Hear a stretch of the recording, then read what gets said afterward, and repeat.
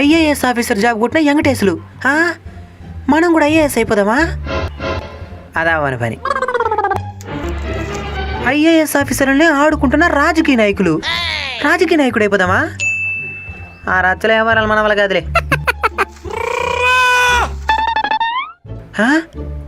రాజకీయ నాయకులను సైతం తను గుప్పిట్లో పెట్టుకున్న స్వామీజీ. మన స్వామీజీ అయిపోయినామంటే దీనికి బాధేలా. కానీ మనుషులు బాగా చదువు ఉండాలా. మనం ఎంతమంది మనుషులను చూడలేదా? మన బ్రెయిన్ ఇంతవరకు మనకి భయమేలా. ఆదరా స్వామీజీ అవుదామా?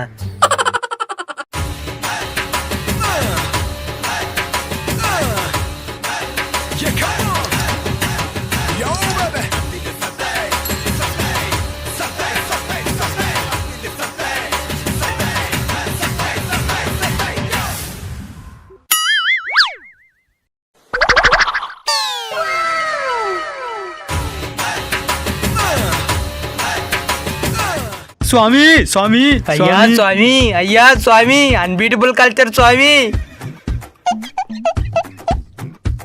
చెప్పండి భక్తులారా, ఏంటి మీ సమస్యలు? స్వామి, నాకు అందమైన భార్య కావాలి స్వామి. దానికి నేను ఏం చేయాలి స్వామి? ముందు నువ్వు అందంగా ఉండాలా.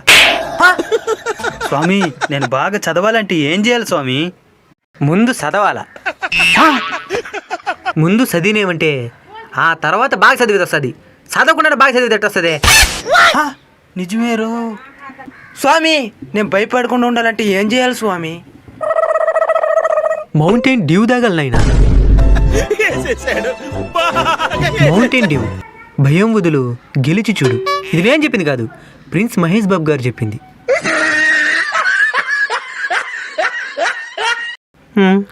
వచ్చింది ఇద్దరు భక్తులు. వీళ్ళు కూడా డిసప్పాయింట్ అయిపోయిలాగున్నారా? వీళ్ళు డిసప్పాయింట్ అయితే ఉండి ₹1 కూడా ఇరా. మన బ్రెయిన్కి పని చెప్పాల్సిందే. 2.0 ముందు డబ్బులు వేయించుకునేద్దాం. భక్తులారా, హుండీలో డబ్బులు వేసినారా? లేదు స్వామి.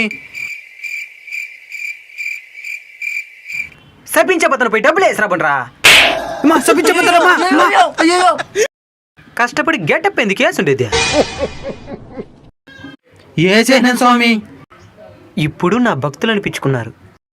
స్వామి, మీరు భగవంతుడికి సంబంధించిన పూర్తి జ్ఞానం కలిగిన వారు. ఈ సృష్టిలో అన్నిటికంటే ఉన్నతమైంది ఏది స్వామి? ఎవరెస్ట్ శిఖరం నాయనా. నిజమే స్వామి. వర్కౌట్ అవుతున్నది స్వామి. అసలైన డ్రామా అంటే ఏంది స్వామి? ఎలక్షన్లకు 6 నెలల ముందు రాజకీయ నాయకులు చేసేదాన్ని డ్రామా అంటారు నాయన. సూపర్ స్వామి. స్వామి, ఇప్పుడు నా మనసులో ఉండే సందేహం, యావత్ ఆంధ్ర రాష్ట్ర ప్రజల మనసులో ఉండే సందేహం. ఏ ప్రశ్న అడగబోతాడు? ఈసారికి ఆంధ్ర రాష్ట్రానికి ఎవరు సీఎం అవుతారు స్వామి? ఇది చాలా కష్టమైన ప్రశ్న కాబట్టి దీనిని దివ్య దృష్టితో చూసి సమాధానాన్ని అందిస్తాను నాయన. అయితే ఇప్పుడు చూసి చెప్పండి స్వామి. ఇప్పుడు సమయం సాయంత్రం 6 అయింది. ఇప్పుడు నా అసలు దృష్టి కనబడదా? ఇక దివ్య దృష్టి ఎక్కడ కనబడుతుంది?